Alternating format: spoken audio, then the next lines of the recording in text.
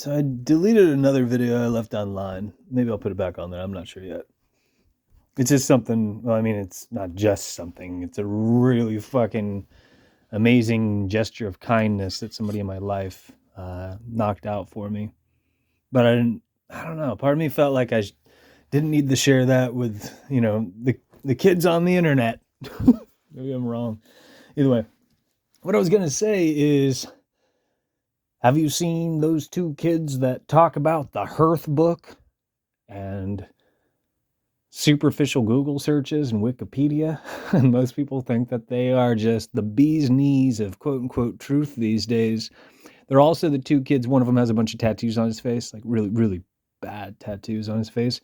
But they're also the two kids that are also urging people in the truth community to drink their own piss. I'm not making that up.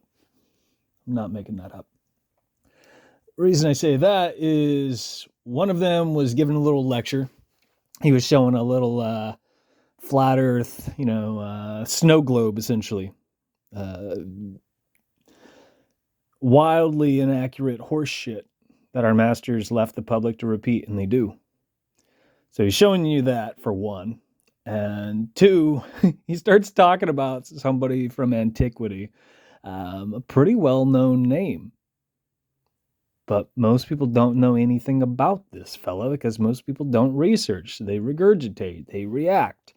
Most people are confusing entertainment with research.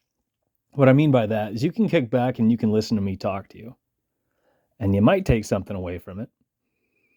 But if you apply what I said to something, you start working with it, you start thinking in terms of grassroots approaches, applications, you build on it, you actually work with it, so you see where it's going. That's fucking research.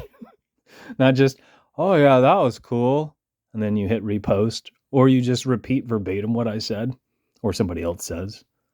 You use their jargon, you don't color outside the lines, you don't think for yourself. That's what most people do.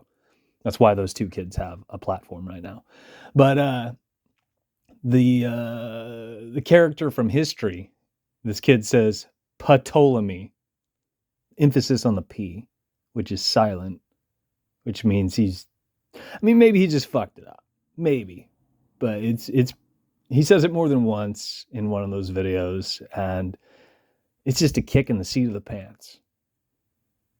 I mean, it should be. That the kid has no fucking clue what he's really talking about. And he's also just regurgitating this superficial shit that he can find on Google or Wikipedia. And people are buying into it. The reason I mention that is most people don't understand that Ptolemy, he had an agenda.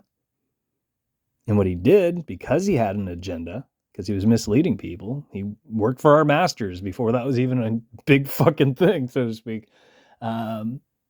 He took aspects of what people would think of in terms of quote-unquote astrology, and he skimmed off a bunch of the shit that reflects reality. So in those books that, the writings, that Ptolemy left us, you get a bastard version of things. In other words, propaganda. It's a good example of propaganda. Before propaganda was propaganda. But how many people are you going to bump into in real life or online that know that? I'm talking about kids who know about Ptolemy. Kids who babble about things related to what Ptolemy left us. Chances are, none of them fucking know that. None of them. If I was rich, I'd put a dollar sign to it. Granted, how do you prove that? Just the same. If you hung out, thanks for hanging out. People don't have a goddamn clue what's going on. And I realize that we all will know different things and blah, blah, blah, blah, blah. And not everybody would know what I know or take the same approach in terms of researching. And that's fair and that's true. But if you don't understand something, don't talk about it. And that's what most people do these days because most people are dumber than a spatula in my cast iron pan. Thanks for hanging out.